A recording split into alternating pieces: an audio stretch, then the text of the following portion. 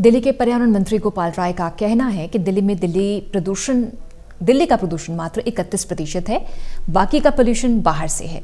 दिल्ली के पोल्यूशन से मुक्ति के लिए जरूरी है कि इस बाहर से आने वाले प्रदूषण को खत्म किया जाए।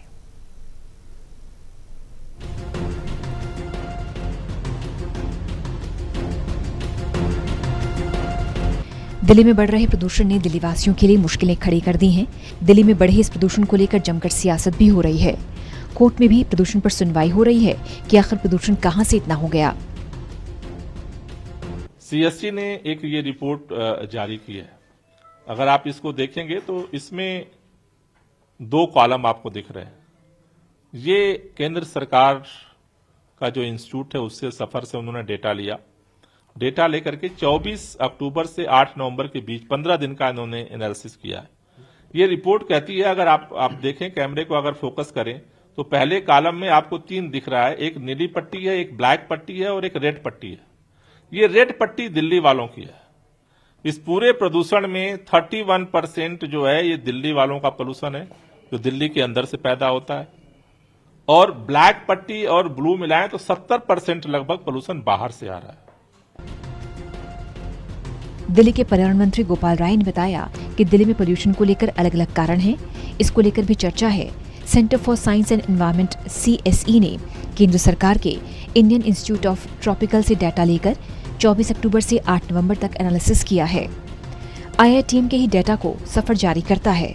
इस डाटा एनालिसिस के बाद CSE की रिपोर्ट के मुताबिक 31% प्रदूषण दिल्ली के अंदर से है, जबकि 69% प्रदूषण बाहर से आ रहा है। जबकि दिल्ली में साल 2016 में एनर्जी एंड रिसर्च इंस्टीट्यूट की स्टडी के मुताबिक 64% पोल्यूशन बाहर से आता है और 36% दिल्ली के अंदर से आता है। दिल्ली में जो आज प्रदूषण की मार दिल्ली वालों को जो झेलनी पड़ रही है, उसमें उनका कंट्रीब्यूशन, दिल्ली का कंट्रीब्यूशन 30% है। इसलिए हमारे सारे प्रयास का इम्पैक्ट भी 30% पे हो रहा है। 70% जब पोल्यूशन बाहर से आ रहा है तो फिर सारा बाहर पर भी हमें फोकस करना पड़ेगा।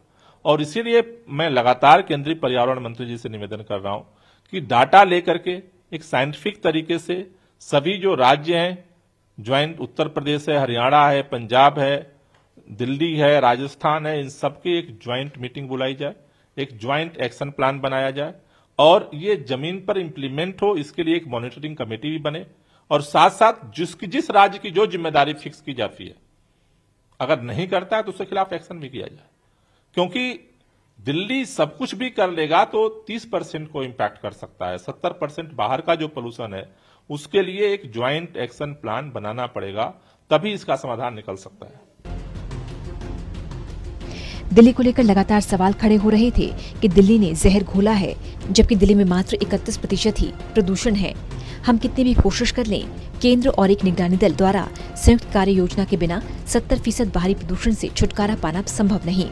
इसलिए हम केंद्रीय पर्यावरण मंत्री से मीटिंग बुलाने के लिए बार बार अपील कर रहे हैं। दिल्ली के अंदर जो पोल्यूशन है उसमें जैसे गाड़ियों का पोल्यूशन है, गाड़ियों के पोल्यूशन को रोकने के लिए रेड लाइट ऑन गाड़ी ऑफ कैंपेन 1 महीने से, आज 1 महीना पूरा हुआ है, हमने 15 दिन के लिए और इसे बढ़ाया है।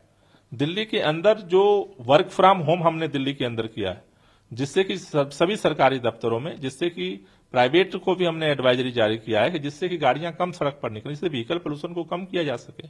दिल्ली के अंदर सभी हमने एंटी डस्ट कैंपेन अक्टूबर में शुरू किया और उसके बाद 1 महीने तक हमने लगातार दिल्ली में उसको कम करने के लिए काम किया। अभी सारे कंस्ट्रक्शन वर्क को दिल्ली के अंदर हमने बंद किया है, जिससे कि उसके पोल्यूशन को कम किया जा सके। स्कूल, कॉलेज, इंस्टीट्यूट्स को हमने बंद किया है। बाहर से जो गाड़ियां आती हैं, जो एसेंशियल सर्विस है, उसको छोड़ करके उनको भी दिल्ली के अंदर एंट्री बंद कर दी गई है। तो हम तो लगातार दिल्ली के अंदर काम कर रहे हैं। गोपाल राय के मुताबिक दिल्ली में बढ़ते प्रदूषण को कम करने के लिए सरकार लगातार काम कर रही है, लेकिन बाहर के प्रदूषण से मुक्ति मिलना जरूरी है, जिसके लिए सभी को मिलकर काम करना होगा। टोटल न्यूज के लिए देवेश कुमार की रिपोर्ट।